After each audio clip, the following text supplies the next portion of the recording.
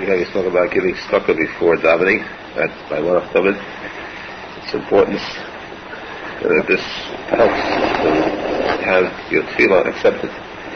By the way, this is only a 5-7 minute shiur, so I was afraid of being kept long. That being kept over in class very short. Talk now. The second item, and it's stressed constantly throughout all of the Shulchan and the Gemara and the Zaydik especially, these are, is that tefillah b'tzibur. A person should strive to strengthen himself as much as possible to daven with a minyan. Because when he's tefillah Hashem, Eisvat Tzayim, that tefillah comes to Eisvat in a time when it is accepted means in a time when the tzibur is davening. Hashem does not refuse, does not reject ever the tefillah of a kiruv, no matter what they're like. One good person, a tzadik alone, cannot accomplish what a group of mixed people can accomplish. The word tzibur stands for tzadikim, which means the pure, the righteous. The base is beinanim, middle of the road. Meaning the tzadikim are the Hashem, and the age is the Rishonim. Combination of tzadikim, beinanim, and Rishonim. That tefillah is accepted because Hey Kel Kabbalah Yamos. Hashem does not reject, does not refuse the tefillah of a multitude, whereas the tefillah of a yachid alone is not accepted because this is the peak of gaiva. My tefillah is good enough to go before heaven. That kind of gaiva, Hashem doesn't go in heaven. You cannot penetrate the skies to get to the beginning. So it's just knocked flat right where it is. Till someday, taken up by Shoshana, the tefillahs are good, it helps to revive those tefillahs that are practically dead. But at the same time, that's as far as the tefillah being accepted. At the same time, the Zohar Kodesh says that there are other interests, items of vital importance too. A person goes to sleep at night, he loses his neshama, goes up to heaven, and he sleeps a whole lot without a neshama. That's why his body becomes tummy. He must wash his hair 3 times in the morning to purify himself. What's the use of getting this tumah out if you don't get your neshama back? A person can walk around all day, it's like a behemoth who has no neshama. A person who does not daven with a minyan, the Zohar Kodesh says that he absolutely is not getting his neshama back. Even if he davens and learns, the neshama is suspended above but does not penetrate into the body. That's the one danger of davening the yachidus. It does not enter into the body until a person hears Baruch. That's why you got to listen to Baruch. A person can daven with a minyan, and he's so big that he's the time of Baruch, he's away elsewhere. Mind is away elsewhere. Doesn't concentrate. The word Baruch, that's exactly when the neshama is injected back into the body. He's walking around like a Jew with the neshama. Secondly, Aharon. Aharon is a heavenly curse. It's the worst thing that can happen because the Gemara says when the word Aharon comes from Ramach. Ramach, spear. Ramach, 248 organs the body is comprised of. And the neshama has 248 corresponding organs. This curse enters into, rests upon every one of the 248 organs of the body and soul. A person who misses tefillah b'tzibur because he misses, he's saying, the answering of Amen and Yehesh Me'avu V'Varach. A person misses that, he sees this heavenly chayim. Each day a person gets another chayim, Chas Hashem, that's no serious status. What is so important? There, the Gemara says that a person could have a Chas Hashem in heaven that decided the heavenly court took up his case while he's alive. And they said, what is it done for the person that's sleeping? The Neshama goes to heaven. What is it doing there? It's going for the heavenly court to be tried for his day's activities, or for the whole week, for the month. So they find that this got some bad record, and they decide to start taking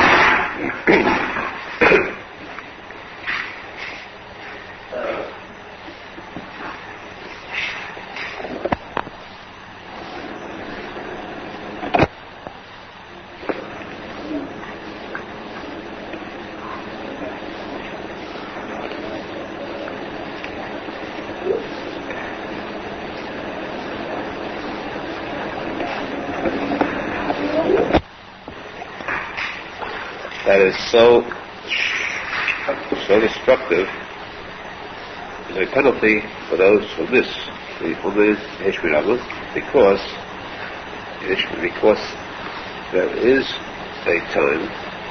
there are times when the Neshama, which means that person is judged in heaven. This could happen very often. It could happen every day. It could happen once in a while when there's accumulated enough demerits against this person. And when that happens, a gezeda is issued in heaven, a decree that this person must die. So he's suddenly decided that he's to go. Or, if not to die, then something very tragic is supposed to happen to him. This person, however, goes to shul, when it comes to Omeid, Yehesh Mendel Schneerson, he answers it with Chol Koichai. Chol Koichai means the kiruv. Arizal said that him, the Hashem verse, the Chol Koichai is being met the kid. The kid means power, careless power, strength, kiruv, did. But there is did against him. He combats fire with fire. There's did against him, judgment, he combats it with did also. By answering only Yehesh Mendel Schneerson, with all his koich means, with all his strength, with all his kavanah, he puts his kavanah into it, he can force in heaven that they rip apart his gezerah that's decree against him. Even after 70 years. 70 years means, we say 70 years, it means that the lifespan is 70 years. You're waiting gezerah that his lifespan is up. You're up at a youthful age, that's shown. What this is saying is he can tear it apart. What is so great about that? Just a short word because we don't want to keep any more. The Yehesh Mendel, what's mentioned, is the Kaddish, is a tefillah. Teshuva says in Menachem that it was formed in Bavly, and therefore it is said not in Hebrew, but in Aramaic. Yiskadal means Shemei Rabor. Shemei Rabor is Shema, Shell. In Hebrew it's Shema, Shell, Hashem.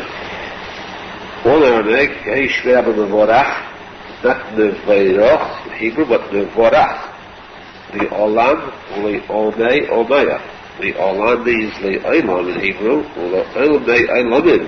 When it's said in Aramaic, the Olam, the Olmei, Olmeya. The Indian says that when you answer, you must also add the next word.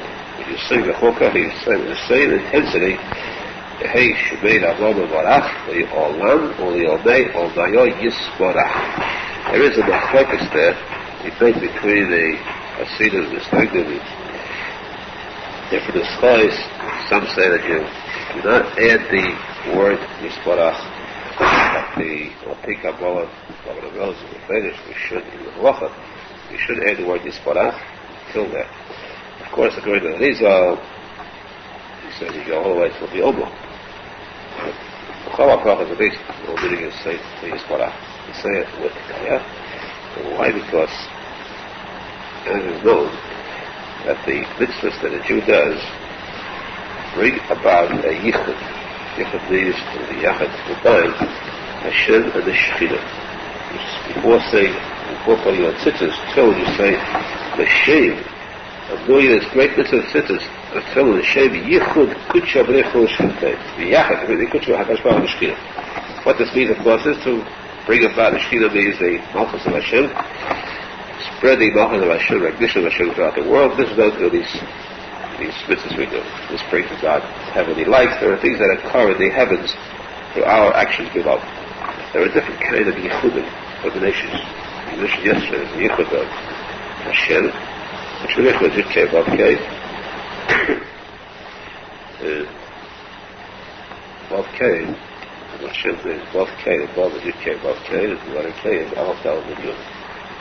26, 65, you have the 91. That's the power of Omeid. Omeid is 91. And the answer is Omeid has already that yichud, just Omeid alone. The yichud of these two names, which we yichud Shkutei, Vav-Kei. Yud-Kei Vav-Kei, there's a higher one, Yud-Kei, that's Hashem, the Kid. That's still higher one, 26 and 86. It's called Shmo Shlim. Top yichud. 12. There's a still higher one, but that's much of this is Keser.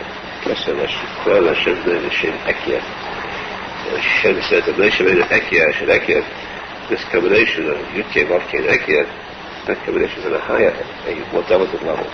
Where you take these three combinations, Yud-Kei, Vav-Kei, Ekia, Yud-Kei, Vav-Kei, Vav-Kei, Yud-Kei, Vav-Kei, Adayas, all in combinations, all the Yichudim possible.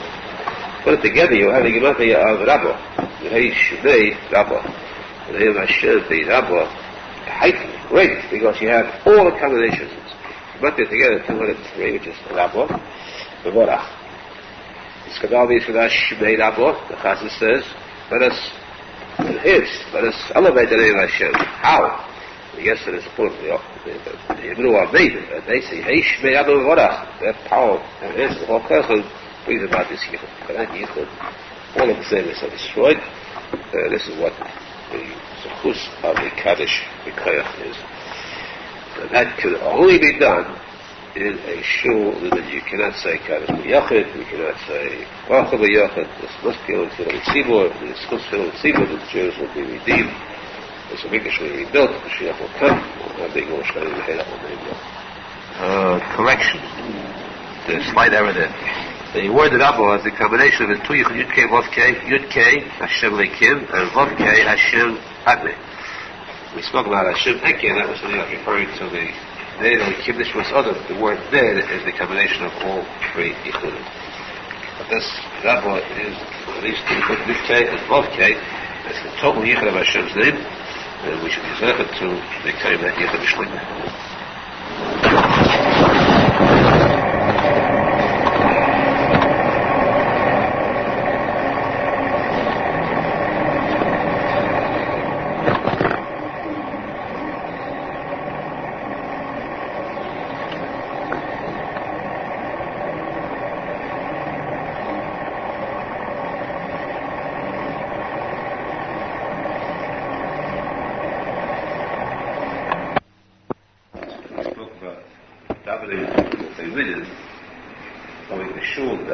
Rather than davening eventually, rather than davening Yechidus. No, this is a mitzvah, a very big mitzvah, davening in the shul or in the Beis Medrash. The Gemara says that the shul is very holy because people daven there with a minyan. But the Beis Medrash is still holy. That's why you study Torah that it's greater. So if you have a chance to have a minyan in the Beis Medrash, which means the yeshiva or the place where you have the class, the Torah class, as out against the shul, then you should select the davening in the Beis Medrash rather than the shul. So what we have here now, for example, we're proving it now, this is the Beis Medrash. As we learn, we daven in the same room. A person will have a choice. Some shuls have a large shul next door. Downstairs they have the Beis Medrash. Large shuls used for davening only. There's used for learning during the week or the Shabbos afternoon, and also for davening. Which one of the two is greater? Beis Medrash is of greater kedusha. You become made more holy from the fact that Torah is studied there. Now, what if a person, let's say a Chas V'Shalom, he gets up late, so late that there's no chance of davening anymore. Chas V'Shalom, this happens. So he should still not daven in his house, because the house is no place for tefillah. Even then, even if there's davening Yechidus, they say here in Chas V'Shalom, you still go to the shul where the minyans take place there, because they have already refreshed the shul, the atmosphere. The person that comes later, if he davens alone, or an atmosphere like that, the tefillah has a better value. Of course, the value naturally is nullified if he's not having a minyan. That's why the Gemara says, that didn't really say according to the Gemara, that is very published, that the person has to go to a shul no matter how far it is from his house, and there are very precious schapsias, rewards for every step it takes to go to a shul. The person has to walk further. Two people have to go to shul, one walks further than the other, and one that walks further gets a bigger schar. So each step he takes gets more schar. That's why the Gemara brings that there was a case of one person had two shuls, one close to the house and one far. The person selected the neglected to go to the shul that was far. Yaakov the shul. Yaakov admired this person because Yaakov said, done wisely, because not only did he daven with a minyan, and in the base of Medrash, the Yaakov base of Medrash also he was received Chassidut. This was, by the way, it was a woman who came, a girl, who came to daven. And actually, relatively that's how strong he is, she couldn't go to daven. You must have still that a person should strive to come to shul early is extra credit, not just extra credit, extra reward, but a lot, a great deal of extra reward for coming early. So much schar that it could surpass its own possibility.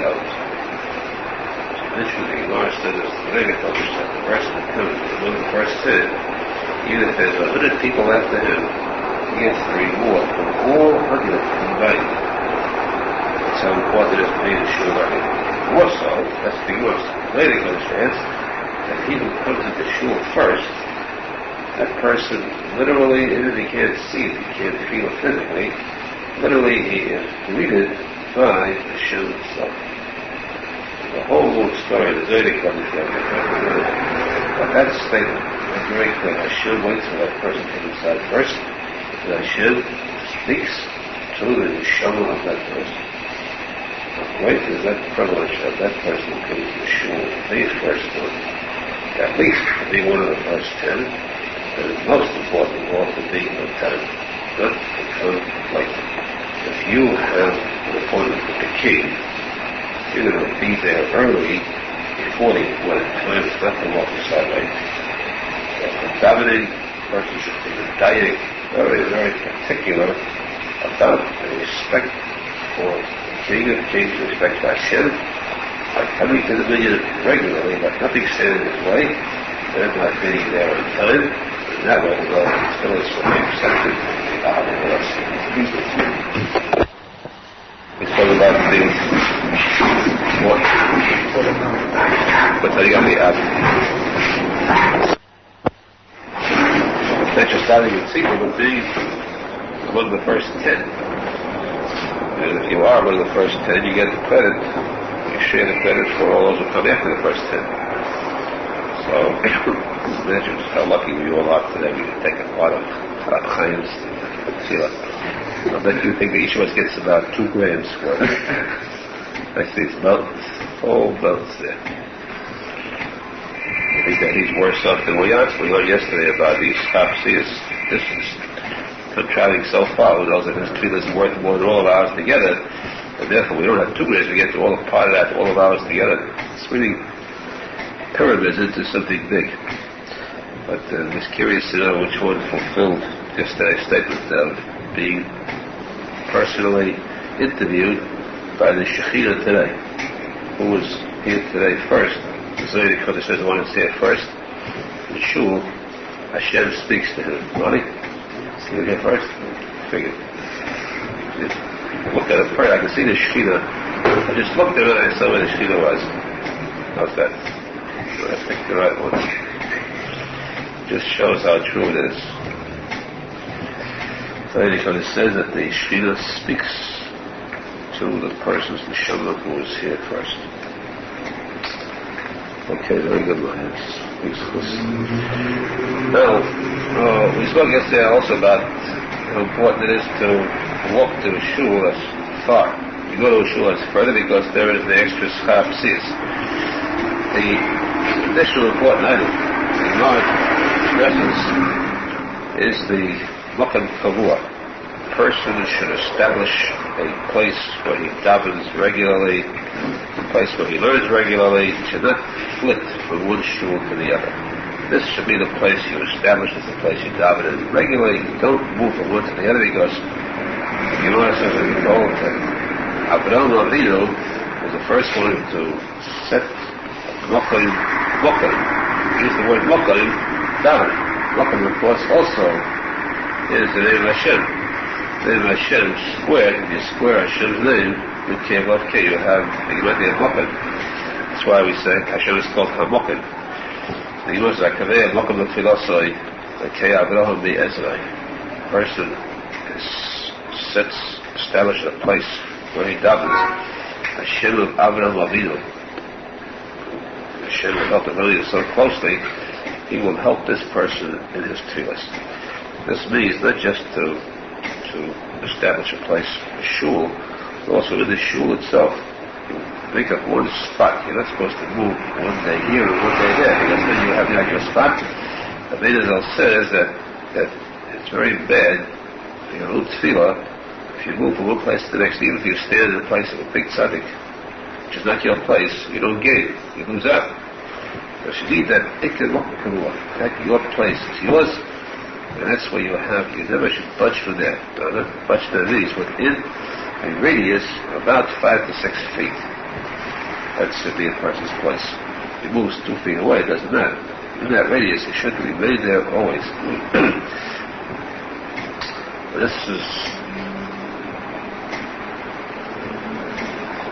This, of course, means if he davens, especially in a place where you have tzadikim. Tzadikim is much daven on the shoyim is not proper. A person should try to avoid that. We need to daven on a religious Jew. In the minyan where there are Shabbos, things like that, the person should avoid that type of minyan. Daven on tzadikim if possible. There's a daven on tzadikim, of course, the tefillah is so much more readily accepted. There's a much greater kedusha to the atmosphere, to the whole place. There's a higher degree than tzadikim, and that is Chassidut. Chassidut are at a higher level than tzadikim. Because Yoel says that. And daven in the Chassidut, of course, that's still greater. So among Chassidut themselves are at different levels. We know where the ikar is, top level is. There, Rabbi Nachman said, I will be, that naturally is the highest place of kedusha possible. Ashrei to the person who davens with that minyan, far over and above davening even mitzvah elsewhere. But there's another special mitzvah, the Gemara says it's a mitzvah to run to shul. The Shchedesh, and therefore it would be only right to learn a few halachas about the Shchedesh. What is special about the Shchedesh, according to the Zohar, the Shchedesh stands in higher in kedusha than Yentah. Because even on Yentah, the fires of Gehenna do not rest. They rest only on Shabbos and on the Shchedesh. So there's something very special about the Shchedesh. Of course, the Shchedesh means the beginning of the month, the birth of the new moon, which is like the birth of the Jews, because just as the moon rises and falls, the ascent and descent, so is the lot of the Jew. The Jew rises, then suddenly he is struck, among Islam, by persecutions, the pogroms and so on. He becomes the leader of, Jews become leaders of a country. As a Germany, they became the wealthiest, and then suddenly the pogroms struck and they were driven out. So in all countries they become powerful. There's that rise, the completion of the filling of the moon, and then the descent, decrease until they seem to disappear. They seem, so to say, they are reborn again. Just as the phoenix bird, the chayil, was destroyed in fire, and comes forth, he emerges again with much brighter colors, much more life. This is the symbol of the Shchedesh, and therefore the Shchedesh is considered a Yentayv. In order to celebrate this Yentayv as a mitzvah, it's a mitzvah to have a Suda of the Shchedesh that is better than during the week. It must be a special Suda in the evening. The Shchedesh is, well, we have 2 days, it's last night and tonight. So this should be a special one. And even if it goes out on Shabbos, it should still be, not to be better than Shabbos, it should still be a sign that it's a Shchedesh. You have to add something special to show that it's also a Shchedesh in addition. The Shchedesh is like a weekday in reference to doing work. You're allowed to go to work, you're allowed to carry money, you're allowed to do anything that's permitted. Women, it's customary that women do not do any work. They could not, they're allowed to wash clothes or do ironing and things like that, because it is a holiday for women. The Medrash said in Yerushalmi that because why were women zeichet to this all-important day? Because they did not participate in all in the Maaseh Ha'egel, they called the calf. So Hashem said to the woman, I'll give you this as your holiday. So the Shchodesh is a woman's holiday. Of course, it's men's too, but there you have taken it over as a holiday of rest. Whereas men, we don't have the Shabbos in the Shchodesh. This is written as it's a mini custom. Women do not work, but it's a very serious custom. It has become law. Women should avoid work, of course, doesn't mean cooking or means the heavier type work, sewing and washing clothes, washing floors, and so on. On the Shchodesh we say Hallel. We say the Hallel with Hasafar, with Masik, with Chatzi Hallel. Half of Hallel, which means about half of it to the Kavach. And we still say a bracha. There's some custom is not to say a bracha for half a Hallel. There's our custom we do say a bracha. After Hallel you say a Tari Kaddish. We read it in Teda, and then we read we call up 4 people. Show this is different than a regular Monday and Thursday or a fast day. The Shchodesh is on a level that is as high as Chol HaMoed, where you have 4 kiruv. We once mentioned the Arizal said that you have the Emes in the posek Shema Yisrael, the entire halachas of Kriyas HaTorah, custom of calling up people to the Torah on various occasions, are all included in the Shema Yisrael. I used to repeat it again because we didn't have it taken. Shema Yisrael, the Shema, the first word Shema is 3 letters. That's for the regular days. 3 letters, that goes for weekdays, Mondays, Thursdays, or Shabbos afternoon to Mincha, or fast days, that's 3. 3 people are called up. Yisrael is 5.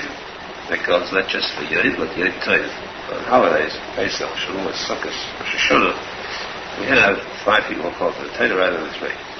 Hashem, that's 4 letters, but that's especially 4 are called up for the Shchodesh and Chol HaMoed. Kenu, 6 letters, that's just 1 day a year, and in Kippur we have 4, and any other holiday, 6 instead of 5. Last we end with Hashem Echad. Hashem, 4 letters, Echad, 3 together is 7. Hashem Echad is 7. That's for the Echad, the Shabbos, 1 day, that is special. 7 kiruvim on Shabbos. Of course, the 7 on Shabbos is the required amount. If necessary, you are allowed to add on Shabbos to the 7. It's the only time you're allowed to add. You are not allowed to add to any of the previous numbers. You're supposed to have 3, 4, 5, or 6. If you not add to them. On Shabbos, the minimum is 7. If you wish, if there's an occasion you have to give out your aliyahs, you're allowed to add to them. We see where in the posek Shema Yisrael are included. These are said all the laws of Torah. How many you caught each one? Person in doubt refer to that. Which means that would be carried the mitzvahs to Aharon for me.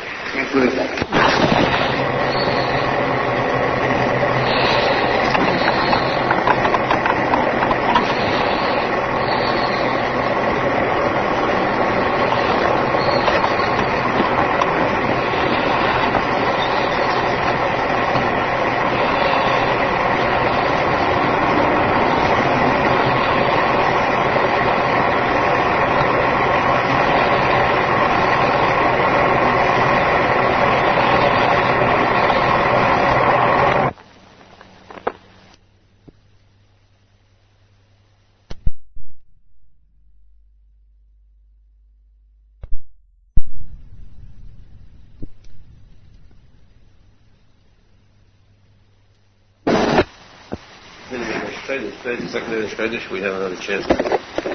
As we said, Erev the Shchodesh is Yom Kippur Cotton. It is Yom Kippur for the entire month. The same as Erev Rosh Hashanah, and then it also says that day is so important for gives for the entire year. This is the Yom Kippur Cotton for the entire month. The minimum of the Shchodesh, specifically, you finish the Shchodesh, we announce the Melech.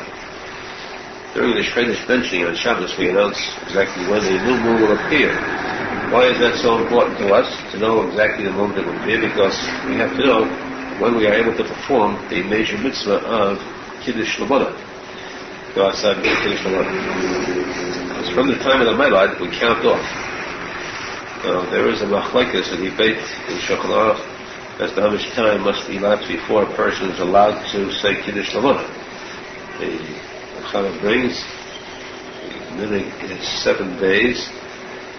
7 days time from the time of the Melad until Kiddush Lamona, but to wait for Motzei Shabbos. Motzei Shabbos is especially good time, but until moment for Kiddush Lamona. Arizal explains the reason, because this means the Taharas, the Shiva, the Key is 7 days. And the Lamona is the Besula Nisas. Besula Nisas, they might be. Arizal says the bride is the Lamona. And therefore it requires Shulchan these 7 days of period. However, this is one case where Rabbi Arizal gives a psak halacha. Rabbi Arizal says that we do not wait 7 days. In this case, we wait 3 days for Kiddush Lamona, and that is our minhag, strictly so. This is not unique din. There are people who question this din. How come with this psak halacha? The answer to them is that there's no problem, because according to the Gemara, according to the Rambam, it's kosher, permissible on the first day. Let's not get excited about halacha like that. Plus the fact that the Arizal is a posek Aharon, as a posek, Arizal's halacha is as powerful and more so than any other Bavly Shulchan. Plus the fact that according to the halacha we see in Shulchan that it is advisable to make Kiddush Lamona earlier.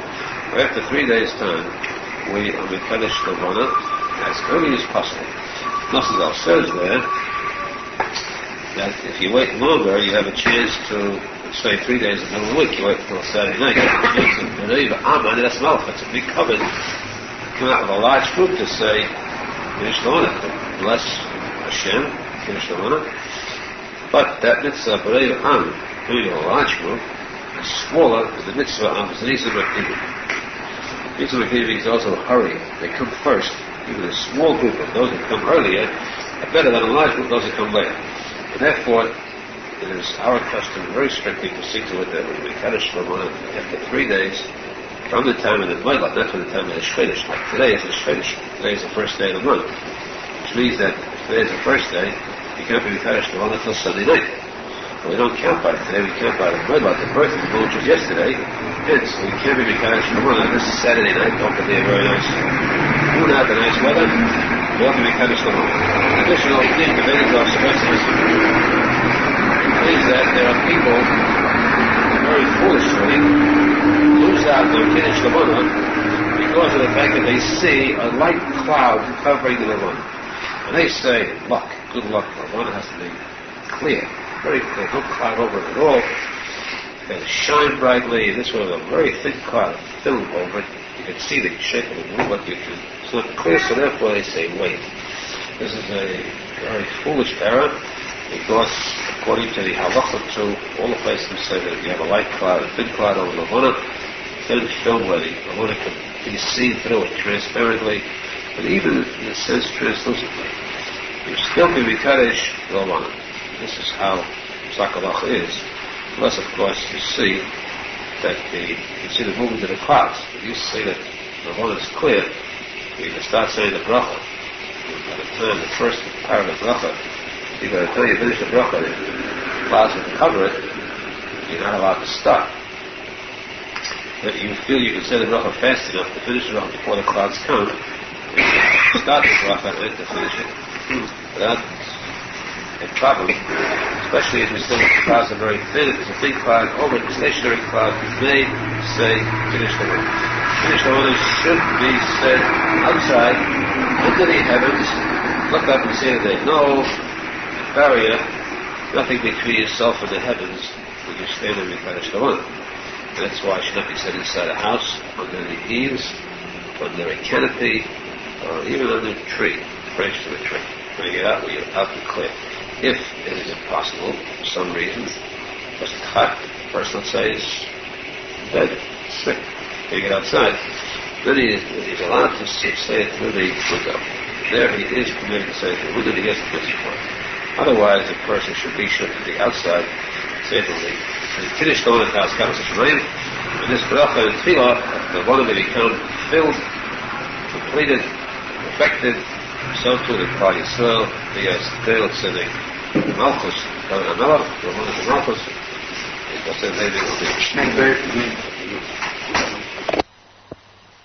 discussing the meaning of the shul, the kedusha of a shul, and a beis midrash. As we said, a shul is a place where you daven, beis midrash is a place where you learn, and of course there's a bigger mitzvah to daven in the beis midrash than in a shul. In fact, the Gemara says that even though we have a mitzvah, it's much greater cover to the king with a larger group. So if in a shul there's a big group of people davening, beis midrash is a small group, beis midrash is still worth more because the place where you learn Torah, that's where the tefillahs are much more acceptable. Our shul, we must stress, is a beis midrash. In fact, even the big shul in the Yerushalmi, it just goes called beis midrash, the Chassidut Breslov. The kedusha of a shul or a beis midrash is very great, and there is a mitzvah, Mikdash Tiro. This is a Torah to respect a shul, respect the beis midrash, because these are called a beis hamikdash, it's a miniature beis hamikdash. We know how important the fear or respect or for a beis hamikdash is. How does a person respect the beis hamikdash? Basically, this is shul. First place, it is forbidden to speak to one of the table. Avoid joking, avoid speaking of matters that are unimportant, matters that are not items of kedusha. That's how you show respect for the surroundings. You're in the home of the king. You will not speak of things that are outside of it. You don't do any mathematical calculations unless it pertains to mitzvah, like tzedakah, expenses for Shabbos, so forth, the support of yeshivas. The mitzvah is to give respect and honor to the shul, beis midrash, by a person himself, rather than hiring somebody, asking someone else for itself to sweep it, to keep it clean. If you see a paper on the floor, you pick it up. This is true cover to the beis midrash. And something which people are unaware of, which may not affect you now, but if you could engrave this in your memory, because we see, sadly, that people make a mistake in this. They have not learned this when they were younger, they have forgotten it. The din says very clearly that it is forbidden for a person to take a child, you get married, you have small children, you enjoy the pleasure and effort of bringing a child to shul. To be a bigger nafs than that, you're esteemed, you're raising a child properly. It's forbidden to pick up a child in the shul to kiss the child. That is a very serious offense. Because kissing a child shows you're giving ahava other than to Hashem.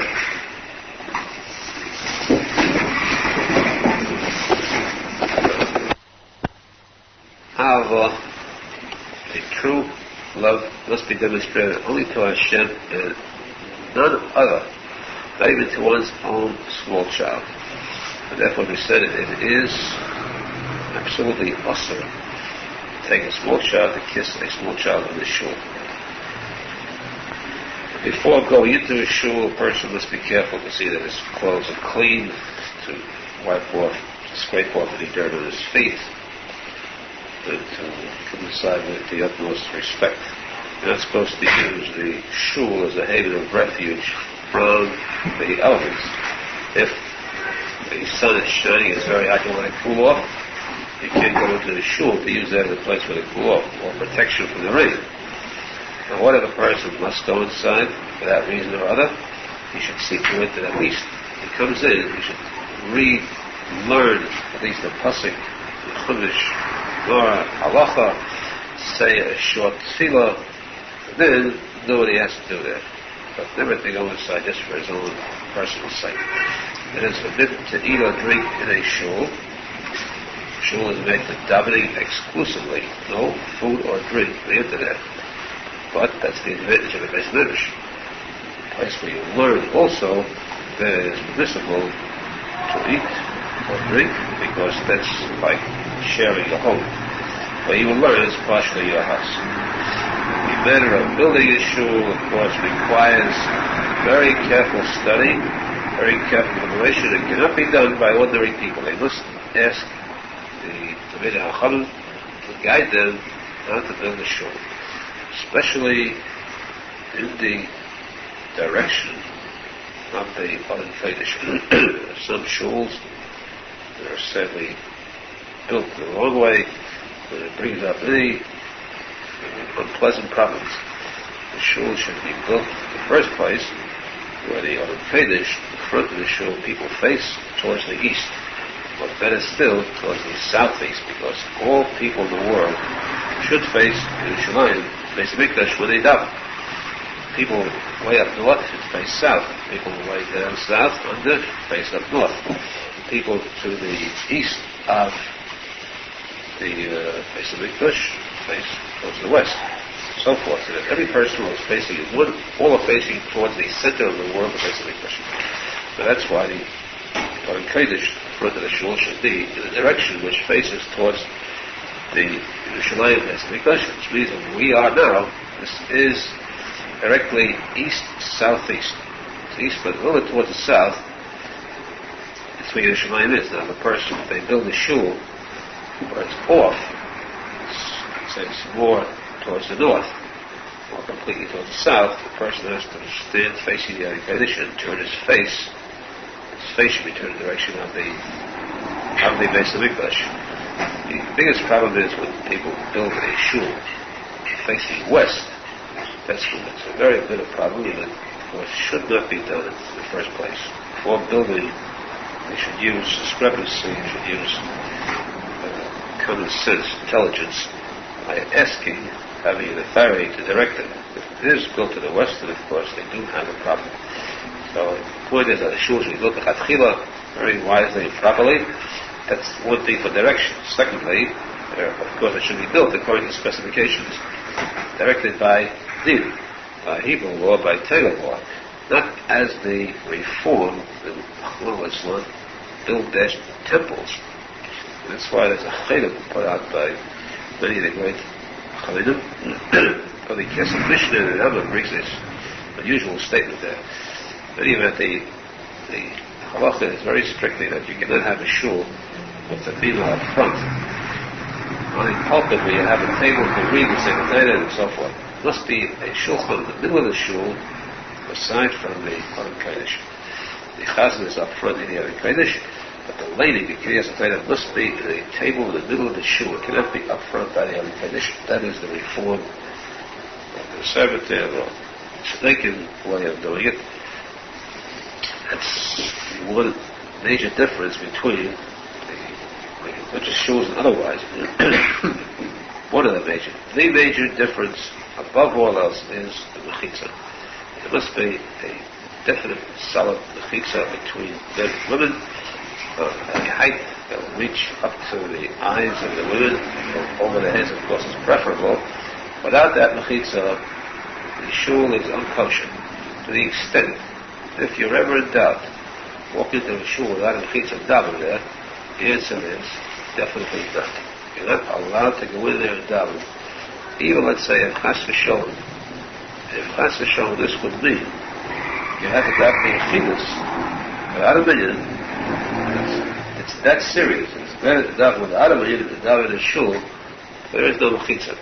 It's a question, a shiloh, which having that big definite answer that if you're allowed to daven outside of that shul, you're not inside, and daven along with them to answer. Take part of me, like answering Kaddish, Kedusha, Baruch, Shnesra. That's a shiloh. But to go inside that shul, there is no mechitza, daven with women, mixed with men. As a shalom, it is definitely awesome. And this is the biggest controversy today. The saddest part is that there are many shuls which have mechitzalach, tiny mechitzas, which are actually of no value. Mechitza must be of a certain specified height, but they cover enough, they're classified as a mechitza by din. At that point, that makes the Jews Kedushin. The Yisrael Kedushin, Kodeshani. Hashem says, I am holy, I want you to be holy too. That is the holiness of a shul, when this mechitza is there. Which is that they all mitzvahs with the simcha.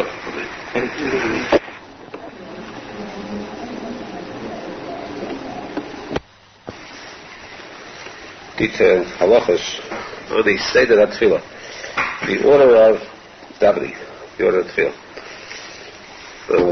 We learned before about the beginning of the davening, part that's the Hakdama, the preface to the Pesukah Zimra.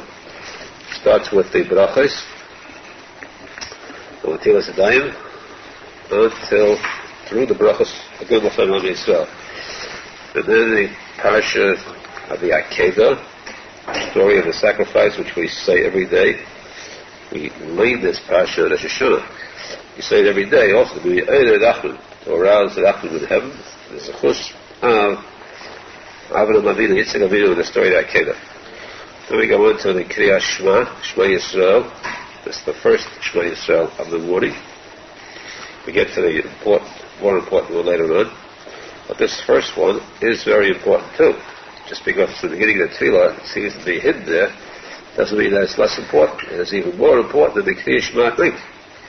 That's what level it is. Following that, we say the Kabbanis. These Kabbanis are all vital in that we do not have a Beis HaMikdash today.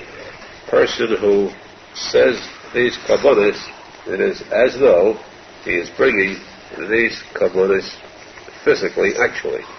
When the Shalma Parim Svasenu, our lips and our words, we are paying to Hashem these steer, these cows, live, large animals that are being offered through our tefillas.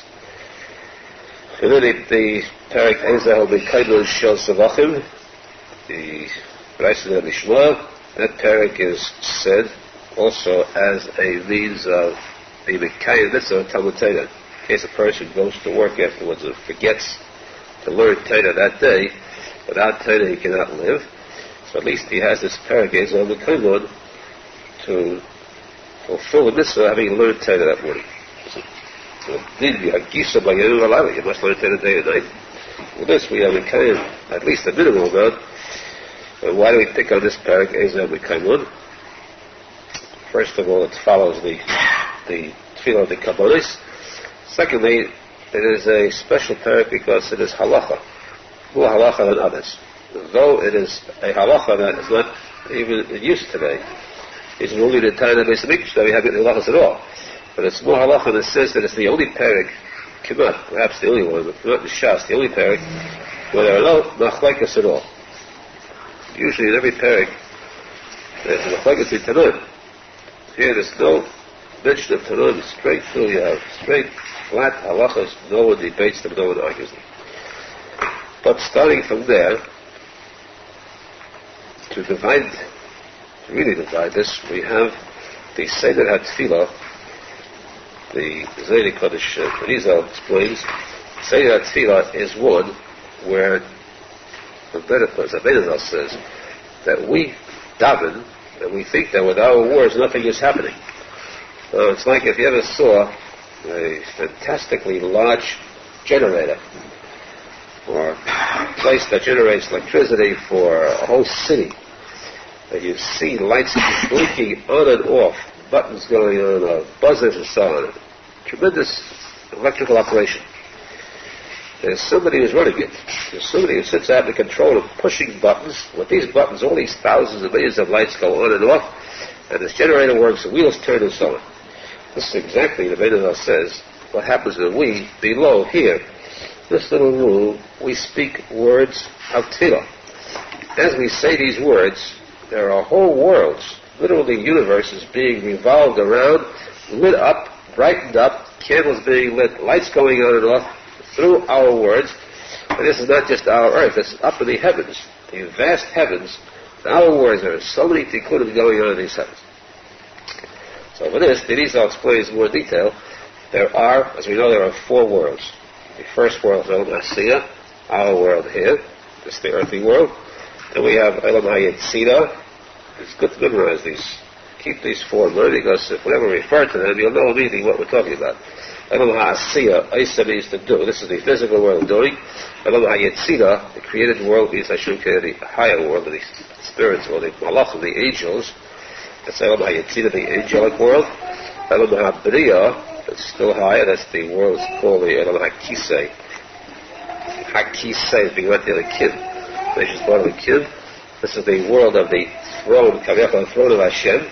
Why the throne? Because Bina is the throne of Chachma. This is the throne for the highest world, Atzilus. So we say the Mara of Cheskel, the Mara of Cheskel, when he saw the cover and then the Odom Yeshiv al Akisei, Odom Yeshiv al Akisei. It didn't say that person Chashul was sitting on the throne. Odom is the Gematria of Yud Kei Vav Kei, the Shem Law. This Yeshiv al Akisei means above this Kisei, this throne, which means the Elum HaBriya, the throne. Elum HaTzilus. Atzilus is Kaviyachal, this Adam Hayy or Hashem. So we have these four worlds. Again, Elam Hasiyah, Elam Hayetzira, Elam Habriya, Elam Hatzilus. Measure these four worlds. A person must climb the ladder, these four worlds, every morning, and then when he gets to the top, he's got to climb back down again. This is done without tefillas. We did a very fast job of climbing. We covered more, faster than the fastest jet ever conceivable. Because this stands for billions of light miles. Forget about light years. There's no way of measuring the distances, because this is infinite. But we have covered so quickly the entire climb. It is important to know where you're up to each time. So when you start from that table, till the end of Arizal Meklimon, all that refers to Elam Asiyah, this lowest level world. When you start Haidu, or actually Haidu is in between. It's Baruch Shama. Baruch Shama starts the Tikuney Zohar. Baruch Shama, Haidu, of course, the Arizal brings till Tikuney. This is the, according to Arizal, this is what's Metahed transition between Elam HaSiyah, moving Asiyah to Yetzirah. As you move into Yetzirah, there is something that refers to physically, there's any reference made to all these. We'll have to cover that later on because there's no time. As you move down to Yetzirah, you begin with the Baruch Shama, you're in the silent world of the Malach, the angels, and there you are not permitted to speak anymore. So until Baruch Shama, a person may talk out, and talking doesn't matter whether it's Hebrew or English or any language. From Baruch Shama on, until the end of Shemona Esrei, it is forbidden to a person to talk at all. Now, let's get this one law. Tomorrow we'll have a very interesting discussion of Baruch Shama itself. Extremely fascinating when we mention it yourself. Those who weren't there should know about it. One major law about this is that in Baruch Shama, from there on, I've mentioned that you're not allowed to talk. There's one of the greatest shvachim, praises to Hashem, is that when a person says a bracha, he says Baruch Atah Hashem. We say Baruch Hu, blessed is He, Hashem. Baruch Shmei, blessed is His name. Baruch Hu, Baruch Shmei. That's not talking. That's giving a praise to Hashem.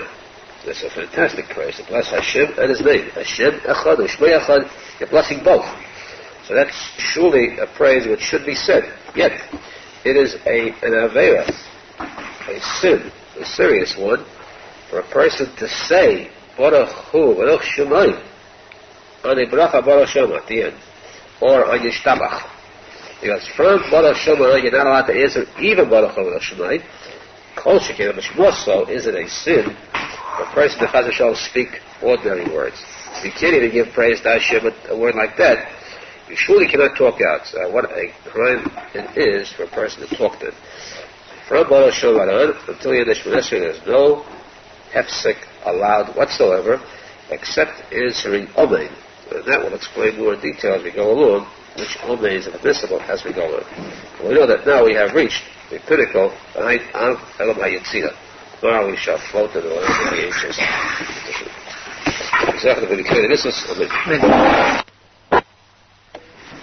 For the beginning of the Tikuney Zohar, which consists mainly not all plus chapters in Tehillim. Start with a bracha and end with a bracha. Starts with the bracha Baruch Shama and ends with the bracha Yishtabach. That's considered one long bracha, and because it's a bracha, you cannot be machzik in the middle. Explain the beginning of this bracha. Baruch Shamar itself, written at the Anshe Knesset Agdela. These tefillos, of course, came to us the Anshe Agdela, the assembly of the great rabbis, 120 rabbis who composed these tefillos.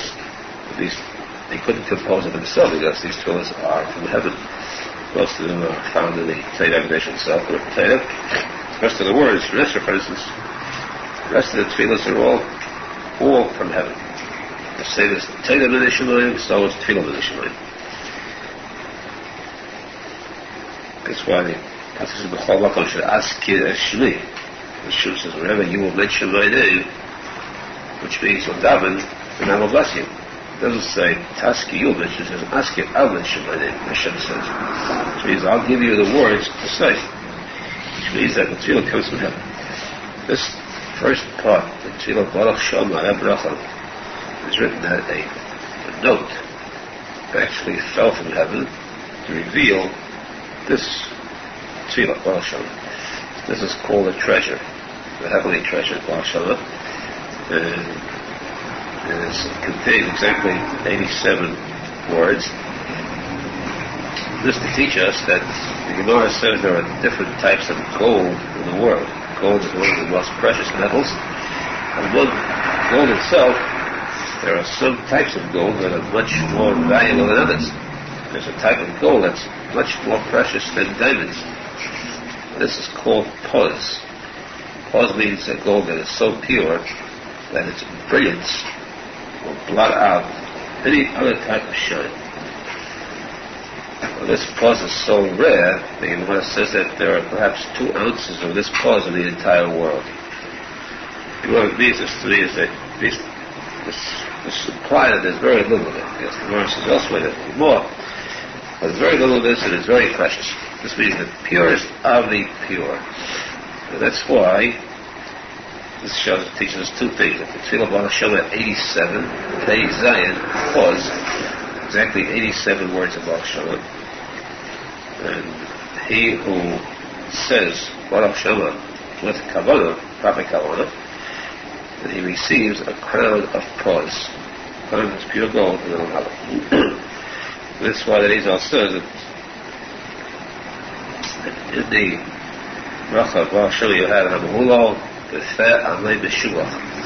Many Siddurim have a mistake. They have B'feh Amay B'shuach, which is wrong. Grammatically it might be right, but it's wrong because Hamahulal Hashem is praised B'feh Amay, the mouths of his people. B'feh Amay, B'feh is a hint that there are 87 words. This is pos, because B'feh, the Yeleti of pos. It shows which is the correct word, that is B'feh. And that's why, in general, a person is supposed to, this brought in din, how should a person daven? If you daven fast, you skip words, you don't have kavanah. So, this says daven as though you were counting your money, $100 bills, or coins, gold coins. You were counting $100 bills of gold coins. You wouldn't if you slip through your fingers like that. You press some good and see there's only one. Once you give it away, you wouldn't want to give away free if you $100. So if you gold coins, if coins of pos. That's why a person would definitely davening Baruch Shem, which stands for pos, he will truly pause between each word to get the value of every single word that is of such importance. Which is the Schar. Of course, this is made so because this is the opening, the beginning of the next part of the davening. The second quarter. Davening is divided into 4 quarters. And the second quarter is I don't know how you can see this, the world of ages, you can see that, which contains the brachas, Baruch Shem Tishtabach, and in between you have the Tikuney Zohar. These Tikuney Zohar, and Arizal brings in the Moshe